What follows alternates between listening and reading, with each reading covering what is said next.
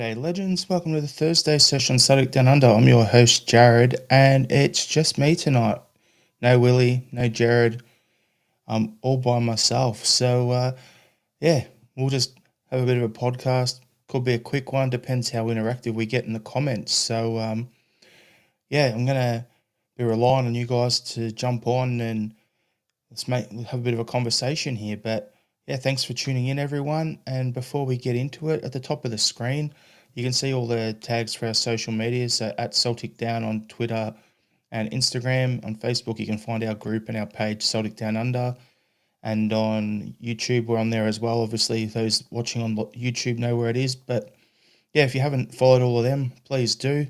Help Celtic Down Under grow. And yeah, we'll get on with the show. So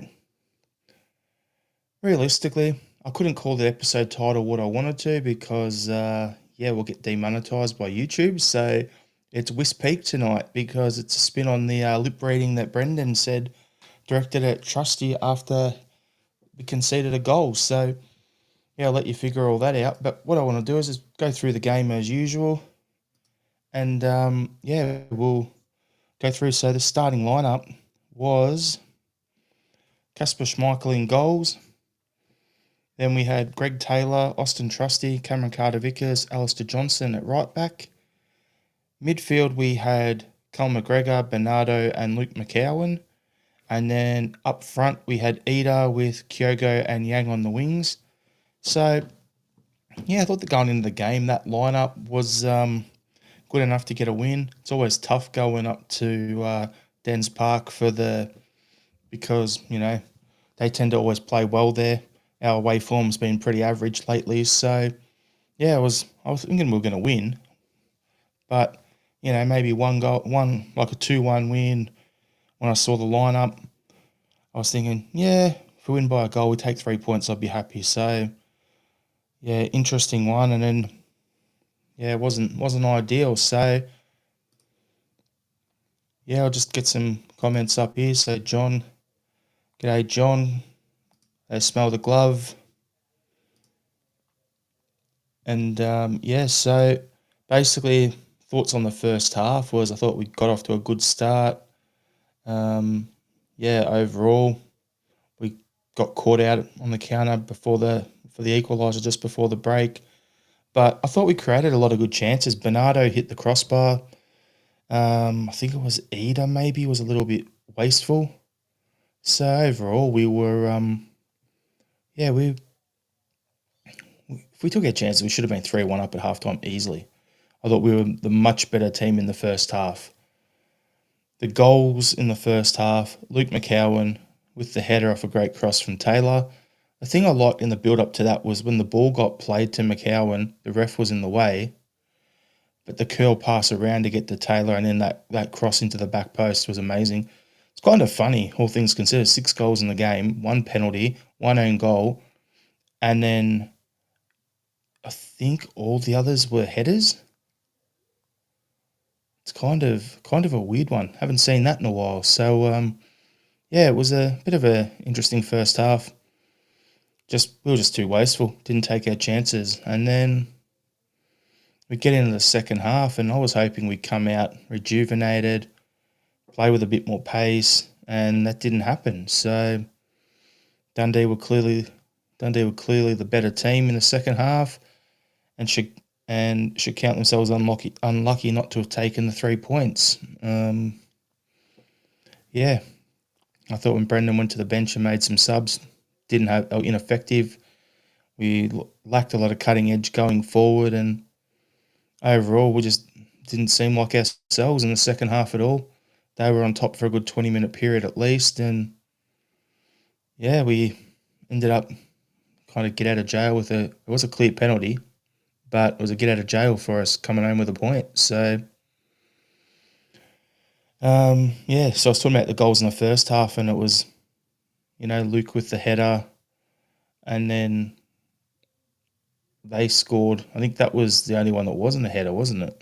On their counter. And then, then you have Yang messed in the box, balls everywhere, and he heads it in the back post.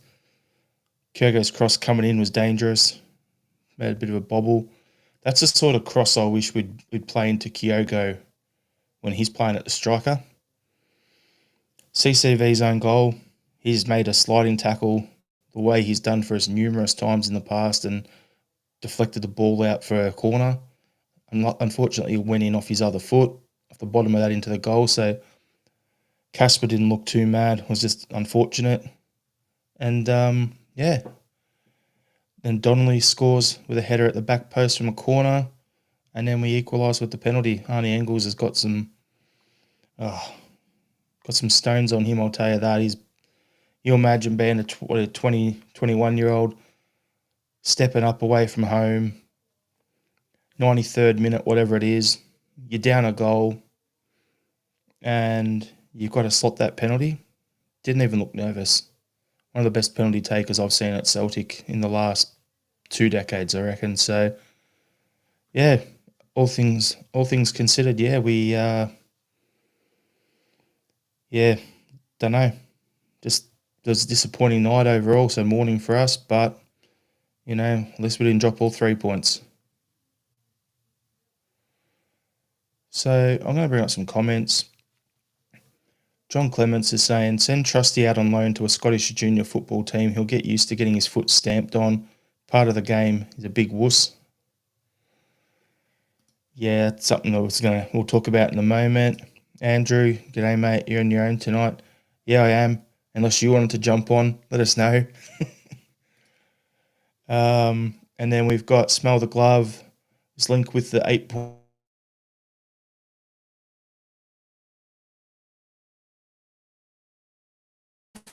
But yeah, he's pretty small, as McLaughlin's saying here. He's only 5'6".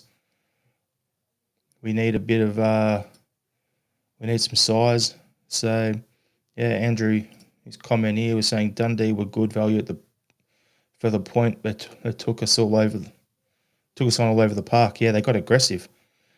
And the thing is, like Dundee, if the young boys coach was looking at that game, all he'd do is go, all right, get at the gap in between the left back and the left centre back, and man mark Kilmarnock, and things fall apart. So yeah, it was not an ideal situation, but we've got to turn things around pretty quickly. John Clements is saying AJ was poor for their first goal. Let the guy cut inside onto his good foot. Bad defending. I think when you look at it, like I've watched that 3 times now, the goal, just to review it. He gets caught out on the counter, so he initially comes up to cover the other guy. He covers his man, then he has to come and pull the ball up because something happened. I can't remember what it was. I think a cutout ball went through. And then he's trying to cut, then he has to scramble back to cover his man. He overcommits, and then the guy who's going outside cuts back inside and gets the goal. So, unfortunately, it was one where all our defenders can't be CCV winning a 4v1 when we're the only one in the derby. So, yeah, it's a bit of an interesting one, and as Andrew's saying, it's the toughest time of the year. The thing on that, Andrew, is usually this time of year we're on winter break. Our players come back all rejuvenated, energised, and ready to go the second half of the season. And you look at us now, we look leggy, we look tired, and we got some guys here that look like they could do with a break, but we don't get a winter break because of the extended Champions League, and it's confirmed for next season. The same schedule's going to happen. So, yeah, I think it's a combination of squad management, and we've got a lot of guys out of form. That's the issue at the moment. If we had all of our guys in this squad in average form or good form instead of so many players being out of form, what would happen? We'd be able to rotate, plug and play players here and there, and there's no issues. So, yeah, I think we've got to get through the grind of it all and see how we go, basically. But, yeah, I just want to get into a couple of things here. So I want to know from you guys in the comments, are we a soft team? Because Brendan said that we've been weak. I think he said the wording was we've been weak lately. And then he was also spotted out mouth and weak as piss after Trusty got knocked over and Dundee scored. So are we a soft team? Are we? I wouldn't necessarily, and then Eder as well. So for me, I'm not looking at it going, I don't necessarily think we're soft because we're not that physically team. We're not like a Tony Pulis Stoke City team where the shortest player is 6'4" and they just go out there as a bunch of hammer throwers. We're footballers first. What I think the issue is, we all know Brendan likes taller, more powerful, athletic players. So we need to get a few more of them in the team. But at the same time, if the ball's there to be won, it's the 50-50. We're not winning those 50-50 balls, and I think that's where we look in the week. Teams like Dundee are coming in. They've had a whole week to rest up for this game, and then there's a 50-50 there, and they beat us to it. I'd say probably 90% of the time in the game. They looked hungrier. They looked like more interested in doing it. So, yeah, so it's a bit of an interesting one. Smell the Glove saying other clubs have smaller squads and since December 10th played the same amount of domestic games as us. Tiredness saying an excuse. Just spitballing ideas there, Smell the Glove. I just think it's a combination of, I'm not making excuses. We have some players that look tired. We do. We have a couple of them that I can point the finger at. I think Kilmarnock looks leggy. He looks tired. He's not able to play 90 minutes every single game anymore. So you've got him in particular as one. Kyogo looks rejuvenated playing on the wing. But, yeah, it's a bit of an interesting one. John Clements is saying Brendan wanted to cut the squad size down maybe for this new format with games right through the winter. We need a bigger quality squad. Need to start resting Kelmac. There it is. I think Kelmac's looking... I don't want to go in hard on Kelmac. I love what he is. He's a great captain and everything, but I think in the number 6, the game's going by him. We either need Brendan to play another number 6 next to him and go back to that 4-2-3-1 formation that we played in his first stint at the club. So there's someone next to Kelmac to do his running for him in the same way Kelmac did Bruni's running for him back then. Or we need to make the decision. Bernardo is the 6. Engels is the 6. One of those two plays it, and Kelmac just goes to the 8 where he can float around and not have as much defensive responsibility and can't get marked out of the game because he can move around more. Maybe we've got to do that to get him into it. But, yeah, there's just a few things here that are that. But I think we are soft going for the 50-50 balls, to go back to that topic. I don't think we are soft overall. We're a soft squad. Like the mentality, we're not mentally soft. The mentality to, like what I described of Engels coming in, converting that penalty, taking the point, and then after getting the penalty, someone was laying down or something, and Engels is just berating him, calling him a shite bag and stuff like that, and giving it to him. Probably wasn't those words that he used, but whatever the Belgian equivalent of it is, it shows that the mentality in our club is we want to win. We're going to scrap and fight and claw, even if we're playing feral football and not playing good. We're gonna get out there and get after it. So, yeah, it's an interesting situation to be in at the moment. So Deck is saying Trusty's mentality was soft with Dundee's goal scorer Donnelly stepping on his foot and winding him up just before the corner. Oh, so this is where if you didn't have VAR, right, and someone stomped on your foot, you could give them a little cheeky uppercut in the little where everyone gets in front of the goalkeeper, step in, a little uppercut, get on with it. But you know how it is. And McLaughlin's saying we've played 15 games in 52 days for us so far. It's been hectic stuff. We've had 9 clean sheets. I think I read somewhere, I heard somewhere that at the turn of the year we'd only conceded, 3 or 4 goals in the league, and we've conceded 7 since then. And Andrew is saying Kelmac is not a defensive mid. He can dictate play when we are dominant.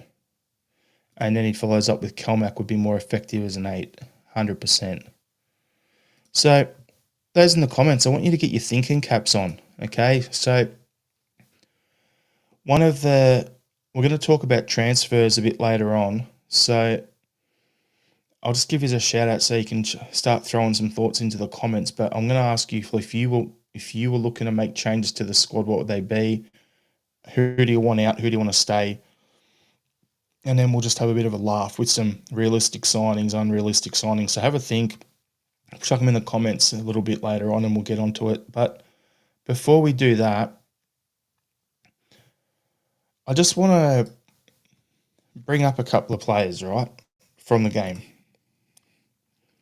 And the thing is, there's probably three players I want to talk about. We've spoken about Trusty.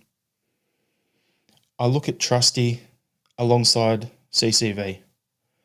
That's supposed to the amount of money we spent on Trusty, and I don't want to just because we spent 6 million on Trusty, we spent 11 million on Engels, we spent 10 million on Eder. I don't want to seem like I'm just targeting players because we spent a lot of money on them. But Trusty needs to toughen up. And what is he, 6'3", 6'4", something like that? If the ball's there to be won, go get your head on it. That's something that Starfelt did for us really well. If the ball was there to be won, he would throw his head in and he caught bumps and he'd get on with it. The other thing is if a guy's like jostling up to you the way Donnelly did, all you do is you don't have to, and he's stomping at your feet, all right, just lean on him. Just lean a shoulder into him. He can't jump. If you're tall on him and you lean on him, he's not going to be able to out-jump you. So it's little basic things like that, a little bit of the dark arts here and there. So I think he just needs to get a bit smarter and a bit wiser and a little bit tougher. The next one is Greg Taylor. His ball in for that cross. Got to give credit where it's due. I give him a hard time on here. Sometimes I'll big him up, but I just think he needs to focus more on the defensive responsibilities, which he did. He needs to focus more on being out and going up and down that left wing and overlapping a lot more in this game was good to see. And then Eder is the other one I wanted to talk about. I think he needs to be taken out of the squad. He's copping pelters in a way that people are thinking, oh, he scored 9 goals at the end of like last season. He's only scored 8 so far. He's played twice as many games. Yeah, but then he was starting more games. Now he's had a run of games. But people are on his case because he's not converting at the same rate. Well, I just think it's been tough for him. Get him in there. He'll be all right. And we just got to give him time. Like, yeah, we spent 9.5 million. That's not his fault. It's not Engel's fault we spent 11 million on him. At the end of the day, what the club's agreed to pay for him is not on the player. That's the business side of it. That's the way I look at it. I still think Eder is a good player. He's going to come good for us. And by the end of the season, he'll be banging in the goals again. I just think he's struggling a little bit at the moment. But it's not just him, because even you put Kyogo in the striker position and he's struggling. So you can't really just point the finger at him and go, oh, Eder's rubbish, blah, blah, blah, like I've seen online. The whole striker core at the moment is out of form. No one's banging in goals. If it wasn't for our wingers, and Kun in particular, we'd be in a bit of hurt. We'd be in a world of hurt. So, yeah, there we go. So John Clements has said in the comments, actually, I'll go up one further. Yeah, John Clements is one. Watching Trusty roll about on the deck after being stepped on was pathetic looking. Guy just laughed at him. Piers, what a difference Kieran will make on the left-hand side. I'd almost contemplate playing KT as a left centre-back with Taylor outside of him. Don't know how it would look. Don't know if Brendan want to do it, but yeah, it'd be great. Big Rab is saying Calmac isn't a number 6 for the first goal. He missed a chance to take the man out, and the second, Trusty was pushed off the ball far too easy. The third goal, Trusty was being held off the ball. At the end of the day, what do our opponents do when that happens? they sook Mo and hit the deck. We do it. We rip into our players, so we hold ourselves to a higher standard. I don't know. I think what I heard with it for the third goal was it wasn't clear and obvious, which is the only way VAR can get involved, unfortunately. There we go. Smell the glove. Glad Culvercella's out for Killy. Only player I've seen CCV struggle with physically. And then Doc is saying, always give CCV a good game. Andrew Galea is, we are getting the ball to the striker way too slowly. It's Roger's system. I concur. I've said it in the past. I want us to speed it up. McLaughlin, Jock Steen would have put his toe up, trust his ass. Brilliant. So Mahesh is saying Dundee result, not a complete surprise. Their home form gave them half a chance against Rangers and us. Draw almost 40% probability rather than 20% bookies were giving. There it is. They're good form at home. There we go. Smell the glove is saying if KT plays left centre back by Penrice of Hearts, tough and puts the great ball in, wouldn't be against it. Signing Luke up has kind of shown that we can get players from within Scotland and they can still do the job for us. So I wouldn't be against it at all. And then Andrew saying KT as a centre back might be easier on his legs. Isn't that what happened towards the end of Lustig's time? He was a right back who then started to play a bit more right centre back. Maybe that's what we've got to look at as well. Keep some guys in the team. So what we'll do is the easiest thing here is I want to ask you guys, are we in a form slump? Our recent away form has been pretty bad the last 4 to 6 weeks.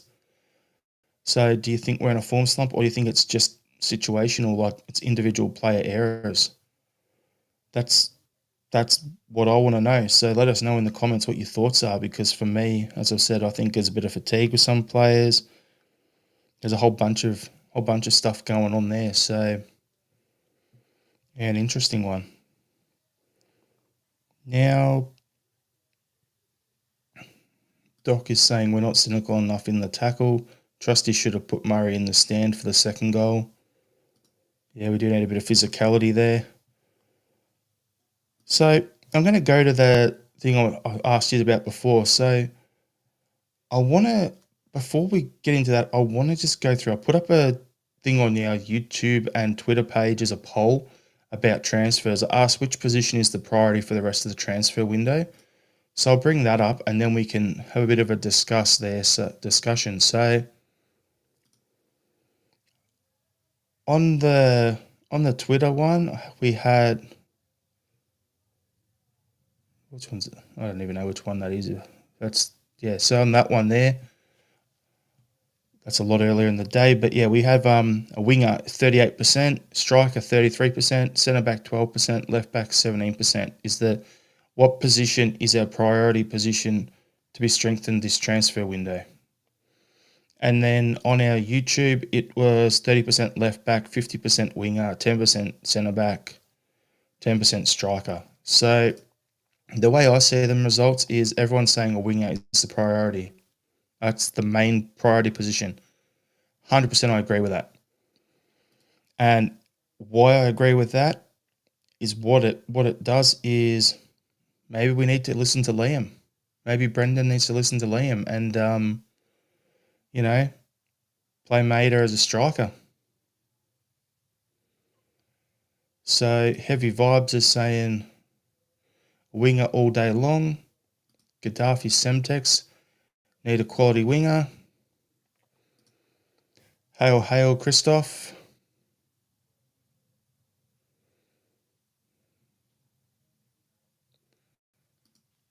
By Dan, any more flags left, mate? Sure am. Got plenty of them. So if anyone wants a flag, send us an email. It'll be downunderceltic@gmail.com. You can send an email to that, or you can just send a message, like a direct message on the Twitter or through Facebook or whatever, or even on the YouTube, and I'll get them and get back to you. So definitely need a winger. And smell the glove with this comment here was saying Celtic are beating Celtic at the moment, if that makes sense. I get what you mean. So yeah, just having a look at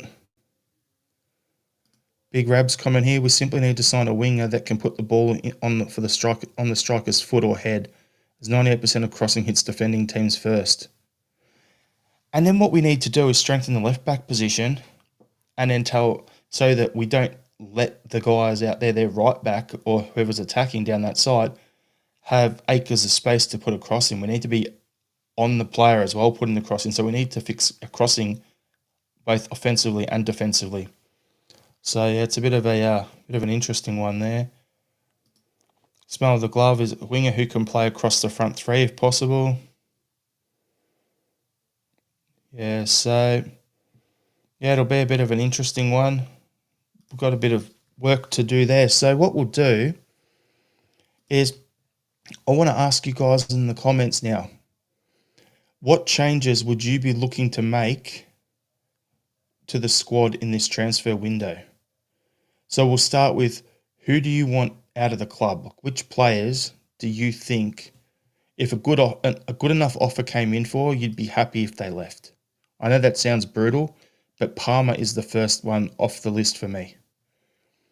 I think Palmer and Yang need to go, and then we need to bring in someone to challenge Maeda, so that if he has to go and play striker, we've got that option.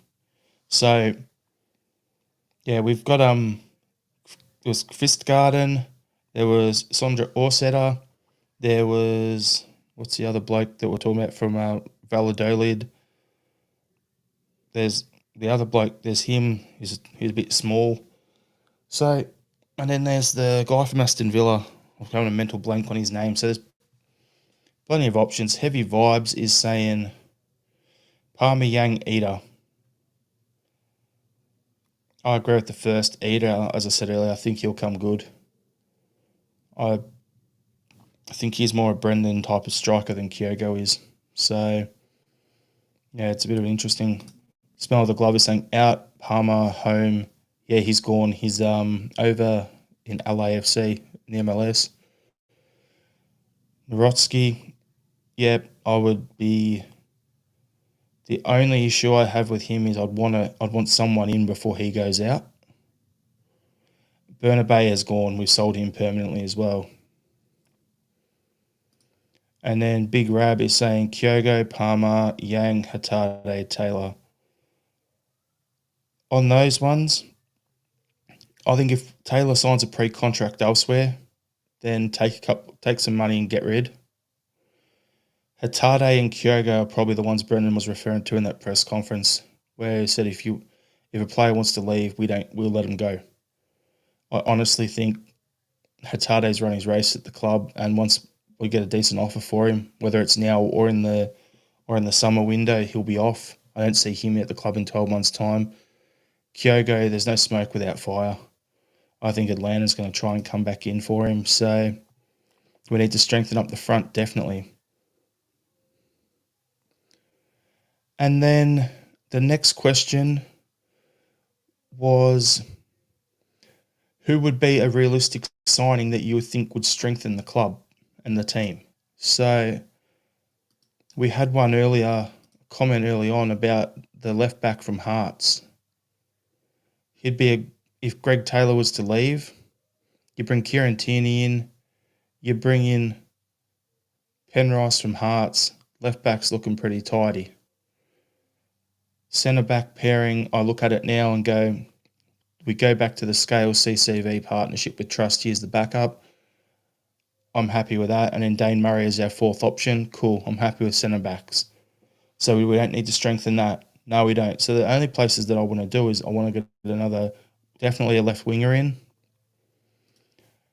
And yeah, definitely need a left winger. And then we definitely need I don't know if we need another midfielder. What I would do is I would sign,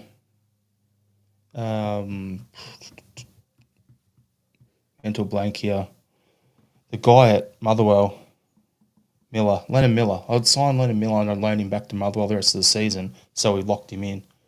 But I wouldn't want him coming in right now. McLaughlin's asking, has Brendan Rodgers lost the players' belief in him? Maybe. And then he has a track record of losing dressing rooms after all. And then Andrew's saying, if the Premier League comes for Kyogo, I'd let him have his opportunity. Otherwise, we'd want him to stay on. And then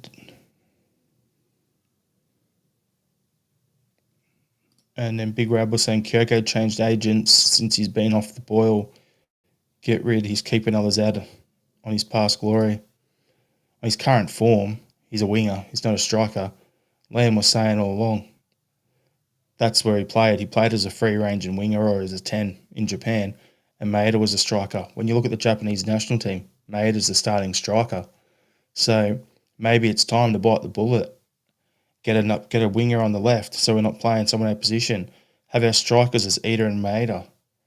And then Johnny Kenny is our third stringer. And then strengthen the winger positions. That's pretty much what I want to do. Get the left back situation sorted, get the wingers sorted. So yeah, I'd be looking at definitely bringing in another winger.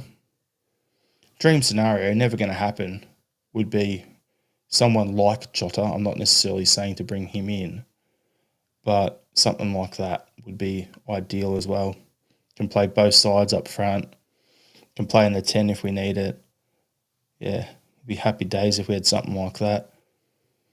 And then let's go to a completely unrealistic world where there is no financial fair play. You don't have to worry about clubs ever going broke. You'll just print more money and, print more shares, create more money. Oh, that's right.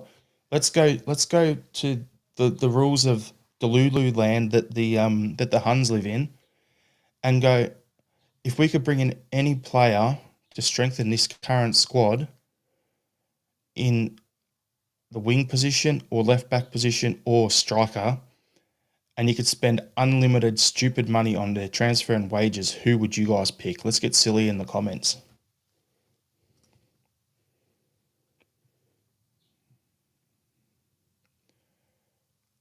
So for me, let's bring up some comments in the meantime. Heavy Vibes was saying everyone is for sale at the right price, 10 mil for Kyogo. Sell but need to reinvest the cash. No, it won't be 10. Apparently the club's rumoured to be after about 17, 18 for him. Gaddafi's Semtex was Kyogo never looks happy under Brendan. Then we've got here Andrew saying Kyogo makes runs, but we never give it and recycle instead. We're too risk averse. Doc saying mix things up a bit as teams are starting to suss us out. Good call. We're thinking the same alike. CCB and Tierney, good call. Kyogo's goal return on minutes played is a lot worse than Ida. There we go. There's a silly one. Thanks, Mahesh, for getting in on it. You'd bring in Vinny Jr. Nice. That would fix the left wing position. Definitely. Sorted. Gaddafi Semtex said the same thing. Smell the Globe is saying on current form, Isaac from the barcodes. And then Matt McDonald saying Yamal from Barca. Mahesh is saying a cloned R9. I'm going to go one for the Australians, even though he was born here but played for Italy. If we're going to go clone players, get us a Christian Vieri type. Mobility, good in the air, good with the ball at the feet. I'll butcher this name here. Big Rab, Aurelian Chouameni. I don't know, I can't say this name. I'm hopeless at names at the best of times. So that's where mate, cobber, or pal, all that sort of stuff comes in handy down here. You can get away with it. We've got an Archie Gray in the comments. Yeah, good fun. So what we'll do, start to wrap up the pod a little bit. So on Saturday, we're playing at Paradise in the Scottish Cup, 4th round against Killy. So normally I'd ask how you feeling heading into this match, and then me and Willie would discuss that. But since he's not here to bounce that off, how you guys feeling heading into that game? I'm looking at this game as it's a dress rehearsal for the young boys game during the week. The priority is the young boys game, but I want to get our backline settled in particular.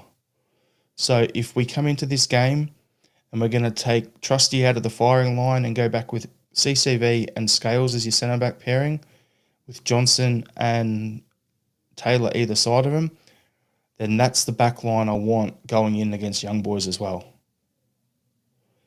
Then the middle of the park, I'd probably give Kilmarnock this game off, put Bernardo in the 6, and then have Luke and Engels.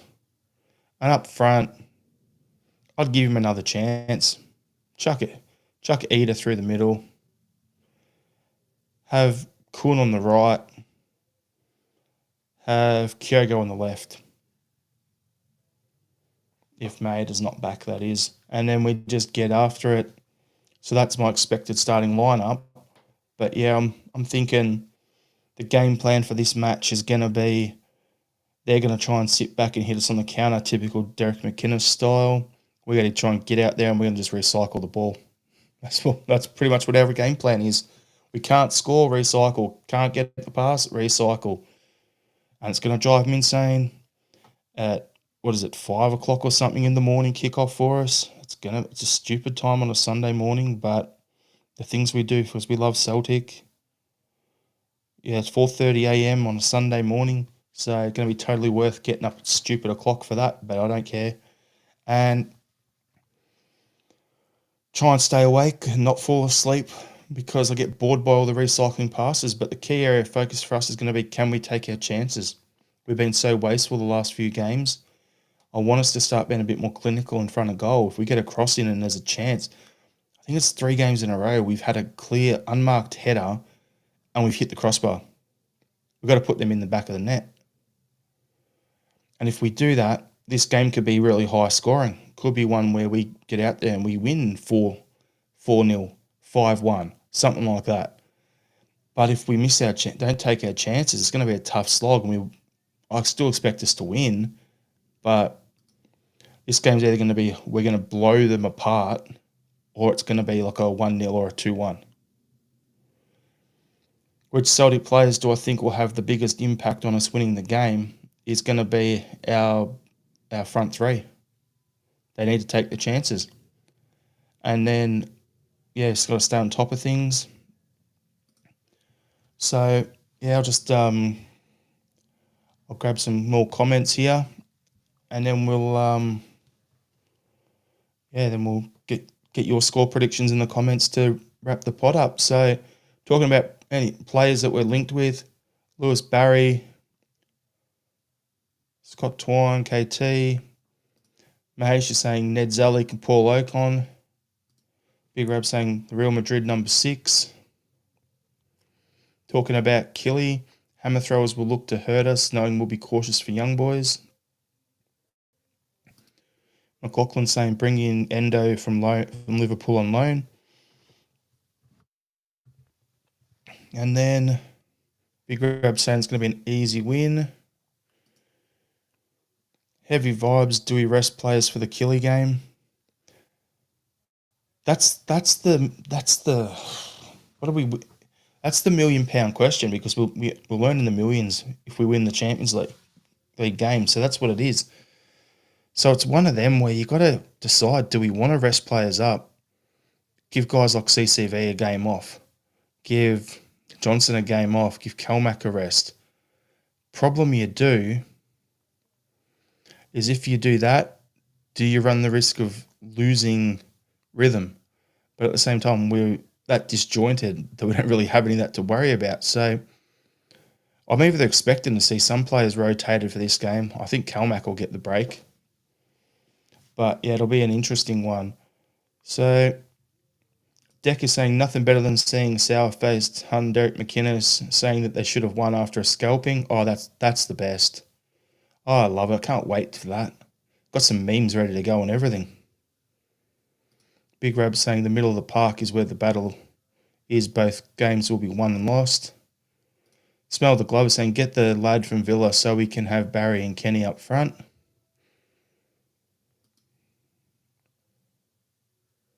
McLaughlin saying, would people be happy to sacrifice a cup for Champions League progression? I doubt it. It depends which vintage the fans are. Because if you're like me who grew up watching us in the 90s and has been never seen us have those dominant runs in Europe other than the Seville run, right? For me, I would love it. I would love that to happen. Go into Europe, go on a run, do well in Europe and do that. I really need it. I really don't give too many shits about, if we do a domestic treble again, it's the hope that kills the Huns. And if they get one trophy here and there, because one cup here and there because we've decided to prioritize something else, and that's the only reason they win that, for instance, is because we took our eyes off the ball to go and focus on Champions League, well then there's comedic value in that. But at the end of the day, we're also the sort that are fans that if we draw a game, it's like a loss to us. So, yeah. On that one,